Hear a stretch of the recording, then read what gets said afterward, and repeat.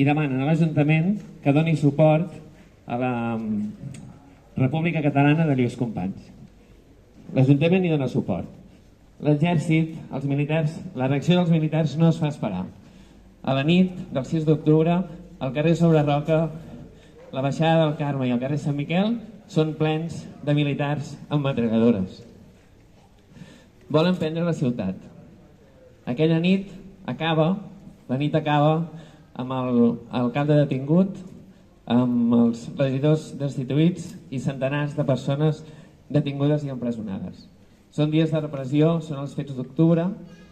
Ara us cantarem a la huelga, tots recordant la història, tots recordant que al poble tenim la força i recordant que tenim memòria.